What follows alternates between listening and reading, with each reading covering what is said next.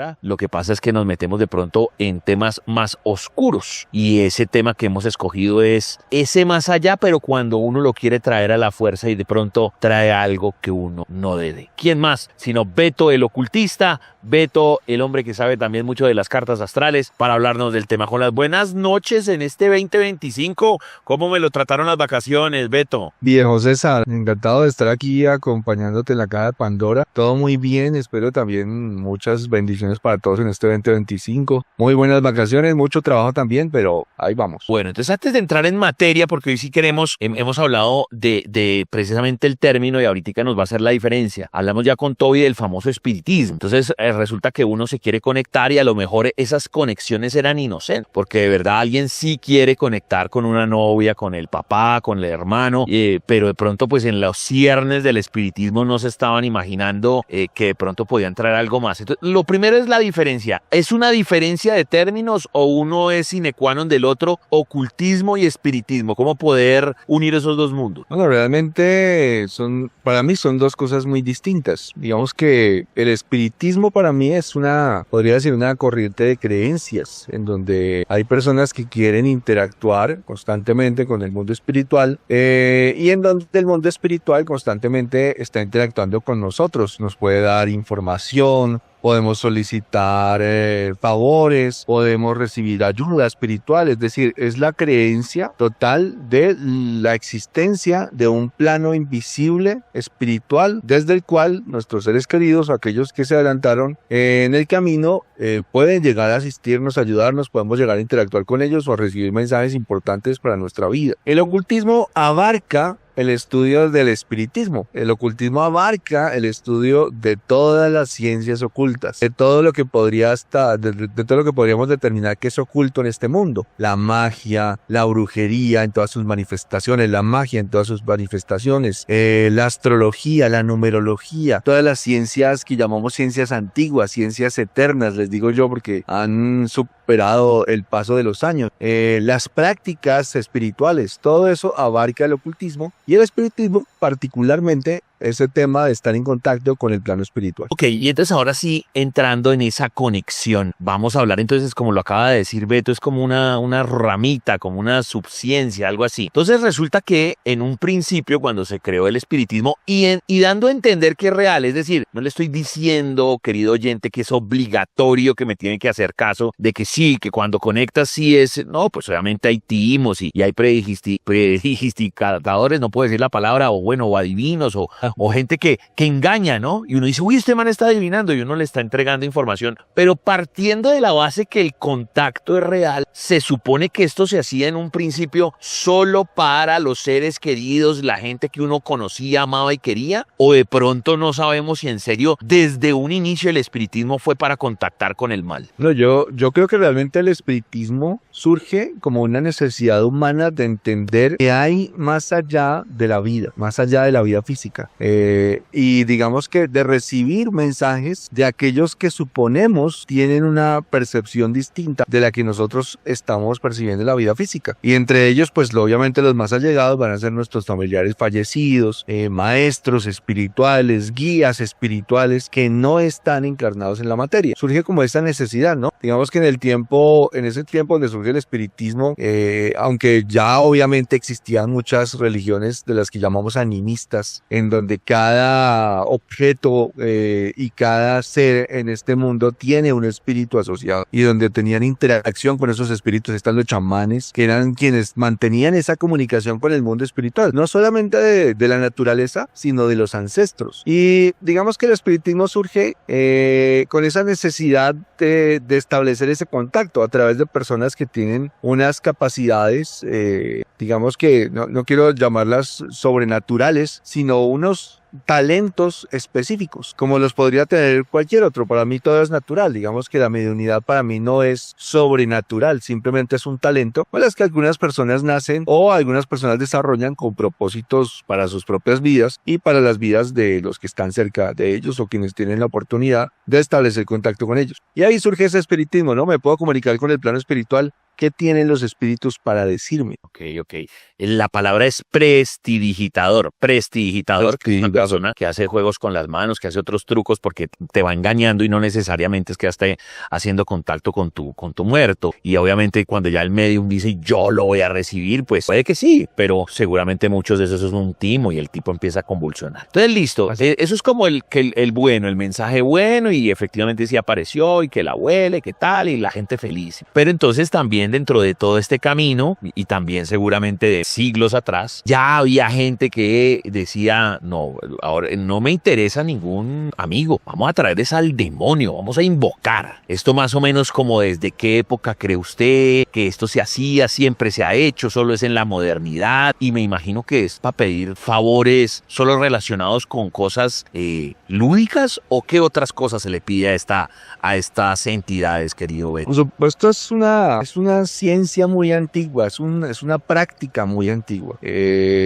Desde que el hombre empezó a tener una percepción de un plano espiritual superior a él, entre comillas, quiso comunicarse con ese plano, y ahí surgen los planos de las deidades, ¿no? Hay algo superior que gobierna, hay algo superior que tiene control sobre las situaciones que me ocurren, no solamente sobre las situaciones benéficas, y entonces desde la percepción humana se crean los ídolos benéficos, ¿cierto? Aquello que me otorga beneficios, y también desde las cosas malas que me ocurren, y entonces surgen los ídolos maléficos, los dioses malos, ¿no? Los dioses castigadores. Entonces, de acuerdo a la percepción humana y al transcurso de sus vidas, pues había deidades que podían ayudarlos, digamos que podían darles una buena cosecha, y habían deidades que podían destruir su cosecha y dejarlos sin comida o sin lo necesario para sobrevivir. Y de ahí el hecho de que el hombre empieza a interactuar con entidades que podemos percibir como malignas. Y yo creo que esto hace parte de la naturaleza humana, porque nosotros estamos divididos, somos seres duales en esta existencia de la materia. Y nuestro trabajo aquí es reconciliarnos con la unidad, reconciliarnos con nuestra esencia divina. Pero esas deidades,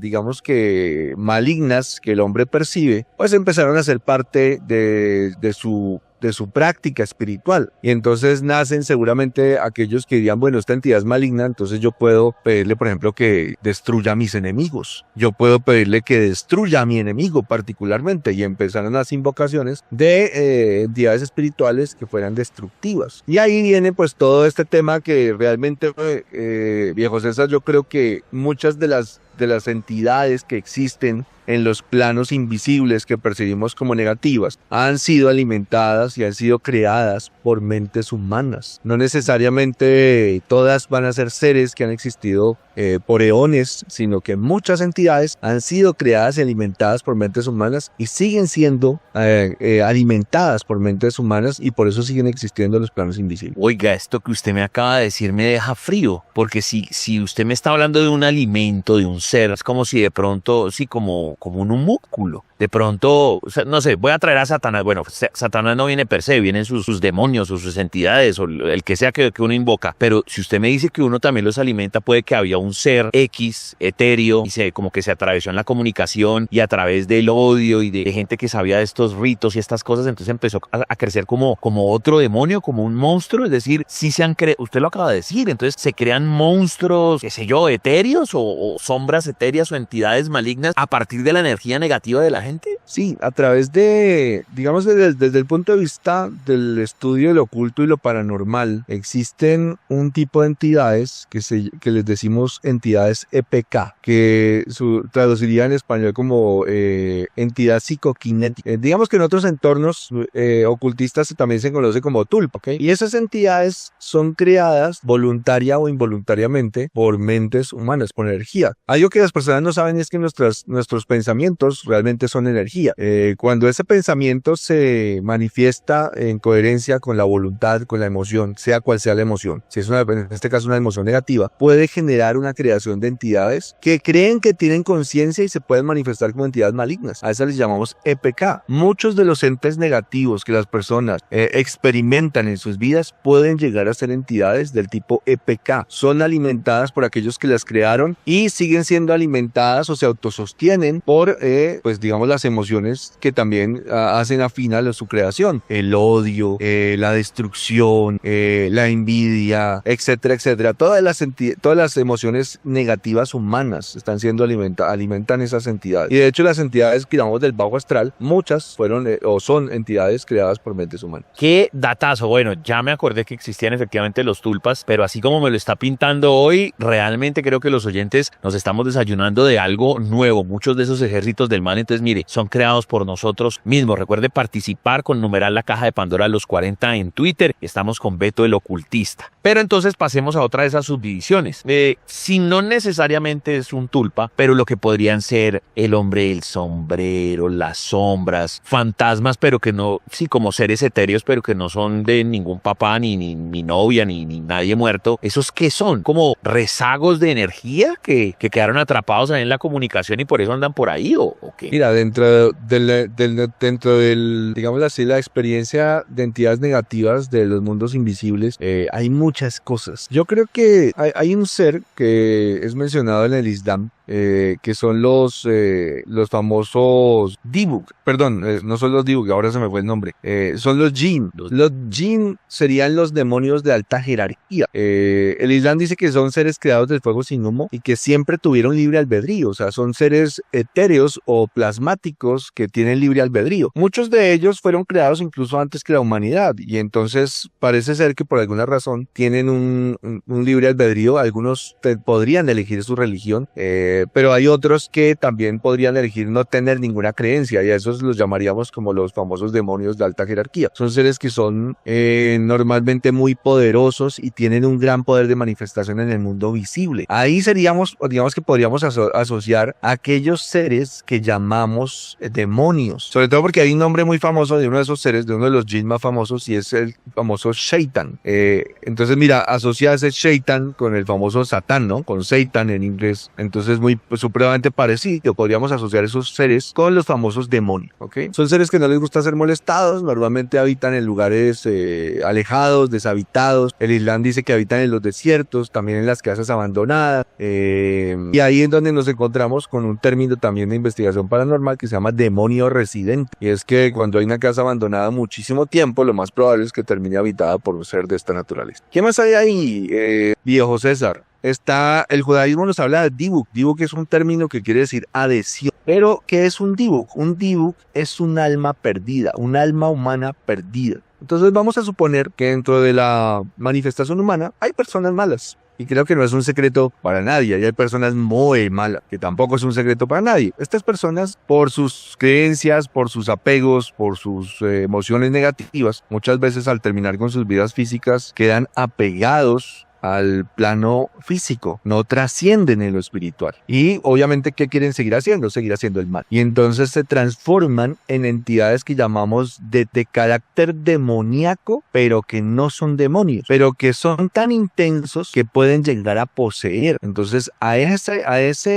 entidad de carácter demoníaco es a la que conocemos como Dibu. Se puede adherir a la energía, al cuerpo energético de un ser humano e influenciarlo negativamente. Y seguramente podría contarte muchas más. Ahí digamos que dentro hay una nueva versión terapéutica que se llama la terapia de la posesión espiritual. Considera una cantidad de seres adicionales, ¿no? Los obsesores kármicos. Un obsesor kármico vendría siendo como un alma humana perdida. Cuando yo hablo de perdido es que no siguió su camino, ¿ok? Se quedó apegado a la vida física. Un alma humana perdida que después de su fallecimiento nos tiene un gran odio. Vamos a suponer, no sé, un ejemplo.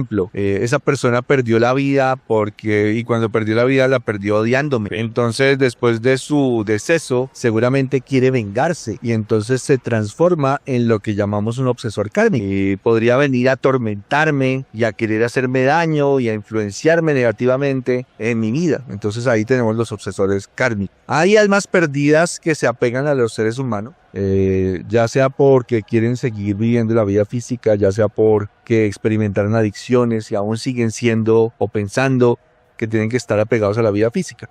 ahí encontramos muchas cosas más. Encontramos algo que se llama los mistificadores, que son almas que son almas perdidas también, pero que tienen gran luz y entonces quieren ayudar a la humanidad y se hacen pasar muchas veces por maestros espirituales, pero que en las terapias de la posesión espiritual resulta que también están perdidos y perdieron su rumbo y piensan que tienen un propósito o digamos algo particular que les fue encomendado hacer en este mundo y tienen que ayudar, pero no siguen adelante. Hay muchas cosas ahí en el plano espiritual y hay muchas otras entidades de las que podríamos hablar, viejo César. Y entonces ahí deduzco de eso que nos está explicando, que supongamos, pues me voy a aventurar y usted me dice si se puede o no. Entonces, por lo de los tulpas y por lo que usted dice que algunas de estas entidades mutan, puede haber la posibilidad de que se fue el alma de un ser querido realmente y esa alma mutó en algo absolutamente maléfico en el limbo, ¿sí? O sea, no sé, su tío se murió, lo asesinaron o lo que sea, y entonces pues por esa venganza que él no puede cobrar,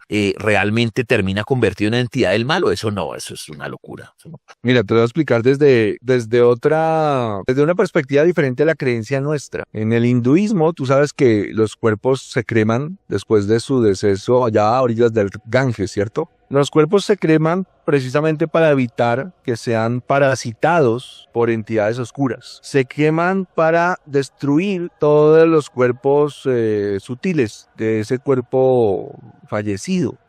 Las familias normalmente después del deceso de un familiar entran en una especie de cuarentena, o sea, en donde tienen que comer ciertas cosas no. Se cuidan muchísimo. ¿Por qué? Porque normalmente cuando hablamos de posesión digamos que es más propenso a ser poseído la familia del fallecido por fragmentos del cuerpo astral del fallecido. Es decir, podríamos tener digamos que todo es energía, ¿no? Podemos tener un fragmento de energía que tiene toda la información del tío Pepe que falleció y podríamos establecer una comunicación con un fragmento de energía de un fallecido, ¿ok? Entonces normalmente los fragmentos del cuerpo astral que se desprenden tras el fallecimiento pueden corresponder a lo que esa persona en vida no pudo integrar a la sabiduría de su alma. Por ejemplo, si yo tengo una faceta iracunda, si yo soy muy buena persona, soy muy querido, soy muy amoroso, pero tengo una faceta de ira despiadada donde alguien puede decir, oh, no, es que Alberto es muy buena gente, pero cuando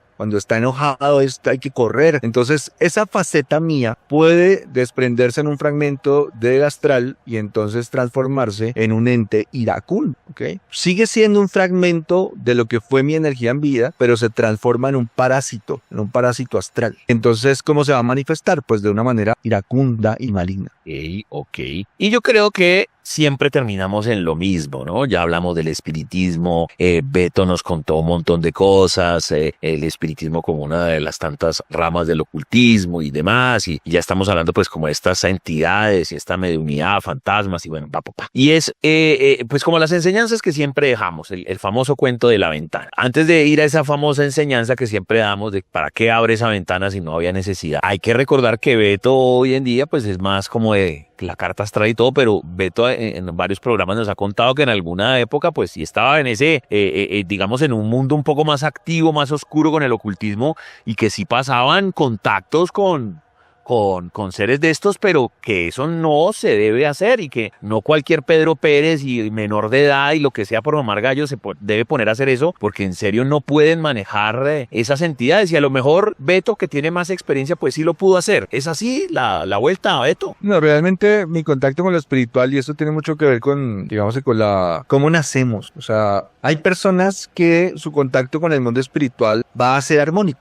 Para mí somos como antenas, ¿no? O sea, estamos diseñados para recibir y transmitir determinadas frecuencias que podemos seguramente ir ajustando a lo largo de nuestra vida dentro de nuestro libre albedrío. Sin embargo, somos antenas. Entonces hay personas que van a experimentar contactos con lo espiritual muy armónicos. Entonces yo soy una persona que nació con una, digamos así, programada para entrar en contactos espirituales armónicos. Personas que no. Hay personas que nacen con, digamos que frecuencias de recepción en donde sus contactos con lo invisible no van a ser armónicos, donde todo lo que viene del mundo espiritual puede llegar a hacerles daño. Ya digamos que las razones tendríamos que entrar a evaluarlas. Puede ser temas kármicos, vamos a suponer que la persona en vidas pasadas fue un mago negro, estableció vínculos con entidades negativas y entonces su contacto con el mundo espiritual pues puede llegar a no ser armónico. Hoy en día tiene otra conciencia, otra personalidad que no entiende,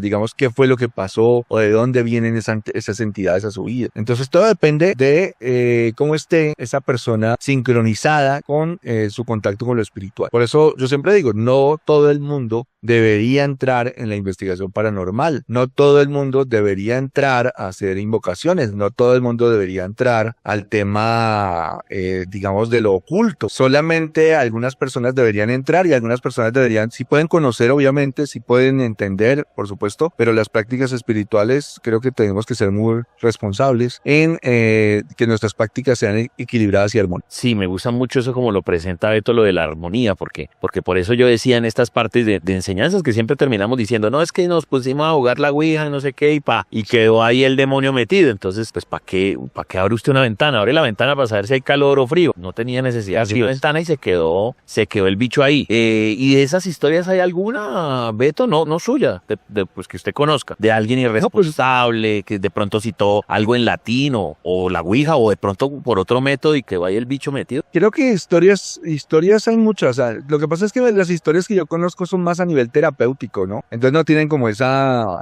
esa connotación como que tienen las películas hollywoodescas, sí. Pero en el estudio de los casos se ve mucho eso, es decir, muchas personas experimentan o tienen experiencias negativas con lo espiritual, y esas personas que tienen esas experiencias las tienen con propósitos. Yo siempre veo, por ejemplo, todos los casos de demoníacos, donde una persona llega a una casa y en esa casa hay un demonio y esa experiencia los cambia, los transforma o los destruye, y las personas casi siempre cuentan la misma historia. Si te das cuenta, siempre dicen, no, yo estaba buscando una casa y de pronto pasé por el frente de esta casa y me pareció maravillosa, y es una casa construida por allá en 1700 no sé qué, y me encantó la casa y me sentí inmediatamente atraído y la compré, y tenga que tuvo su experiencia bien negativa con lo espiritual. Y ahí es donde yo digo, es que hay que conocer como la historia completa. No sabemos si en el pasado esas personas estuvieron asociadas a ese lugar, asociadas a esa casa, asociadas a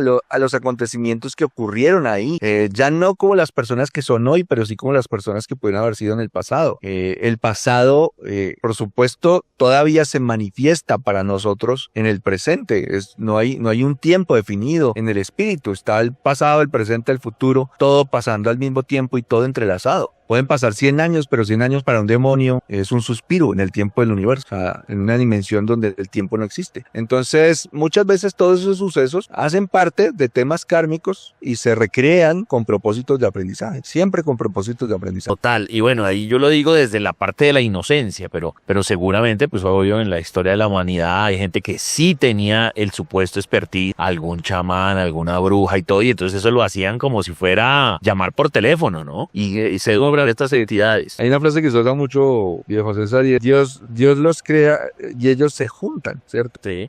Y eso lo veo día a día en mi trabajo, en donde, por ejemplo, hay dos personas que, no sé, se conocen, se casan, tienen un conflicto tremendo, y yo levanto los mapas natales de ambos, y ambos con el mismo conflicto. Es decir, no es una casualidad que se hubieran encontrado, y no es una casualidad que estén experimentando ese conflicto. De alguna manera la naturaleza los junta para que sean capaces de resolver lo que no se resolvió en el pasado, o lo que no se ha resuelto en sus propias vidas en el pasado, en sus ancestros. O sea, Dios los crea y ellos se juntan. Todo lo mismo pasa con estos temas. El que va y juega a la ouija y abre el portal y entra el demonio, pues si yo lo voy a revisar, seguramente muy mal aspectado con temas espirituales. Total. Este cuento de toda la vida del Necronomicon, que hasta en Los Simpson ha salido, yo no sé, yo con el tiempo siempre he puesto eso como en duda. O sea, ese libro sí existió, y para citar a cualquier demonio, abrirlo, eso más que todo es como un mito urbano. Mira, en los círculos esotéricos serios, el Necronomicon es un cuento. Digamos que no es más que una historia. No es un libro real. Es una historia, digamos, donde el árabe loco, Aldous Hansaret, se lanza en la conquista del mundo inferior. Y están, digamos que es rescatable, que en el libro sí están los nombres, sí hay nombres de demonios y de deidades antiguas. Está Marduk, está Ishtar, la diosa iluminada de los cielos, está el espíritu del observador, que es un perro negro grande que si te equivocas, te sales del círculo, te va a devorar. O sea, hay una cantidad de rituales ahí descritos, pero desde mi punto de vista, lo que busca el autor es simplemente generar lo que generó. Se convirtió en un libro de culto, y las personas empezaron a creer que realmente había un Necronomicon, que su nombre real es el murmullo de los demonios, y que sus rituales, los rituales contenidos, sí realmente nos permitían abrir puertas al mundo inferior. Y ahí empezó toda la especulación de que era un libro que tenía una portada, que estaba hecha de piel humana, y que solamente quedaban unas páginas, y entonces fue rescatado y de alguna manera renovado para publicarlo. Pero en los círculos esotéricos serios, viejo César, realmente el Necronomicon es un cuento. Es un cuento. Por supuesto, si alguien se aventurara digamos que en la recreación de los rituales del Necronomicon, tal vez podría encontrarse con una sorpresa, ¿no? Porque ahí es donde yo digo que el portal somos nosotros, ¿ok? Entonces, acorde con mi creencia, acorde con mi conocimiento, con mi convicción, si yo creo un ritual y creo que estoy abriendo una puerta, la estoy abriendo. Sí, interesante. Solo basta eso. Solo basta esa convicción para que alguien crea que está abriendo una puerta. Ahora, el problema sería si esa persona tiene la fuerza espiritual para poder contactar lo que entre por esa y contener lo que entre. Eso, no es solamente contactarlo, sino contenerlo. Yo creo que ese es el chiste, ¿no? Porque ya que usted me da pie para eso, entonces todo el mundo se queda con la famosa Ouija. Sí, bueno, la Ouija es un teléfono, pero es que un ritual puede ser cualquier cosa, que el pentagrama, una calavera, un libro, puede ser ahora con todos estos medios tecnológicos. Y como usted me acaba de decir, si usted realmente cree, de pronto se abre en pleno rito con el televisor, qué sé yo. Y ya acá, si llegó hasta acá el bicho y usted pues obviamente no tiene el expertise, pues baila, porque aquí queda el demonio, o no es así. Por supuesto, y ahí es donde tenemos que entender que para mí este mundo físico es una matriz. De hecho, la matriz que llaman en la física cuántica el campo cero o el campo cuántico. Y el campo cuántico que recrea una realidad que está construida por la percepción de todos los seres humanos, por las creencias de todos los seres. Entonces, si yo realmente tengo una creencia en que hay algo afuera de mí que puede hacerme daño, o en que hay algo que puede ayudarme, pues quiere decir que eso se hace una realidad, se convierte, se transforma en una realidad. Entonces ahí es donde las personas entran, digamos que de una manera en juego, a suponer que no va a pasar nada. Y creo que tú también has escuchado historias de gente que ha practicado la Ouija y nunca le ha pasado absolutamente nada.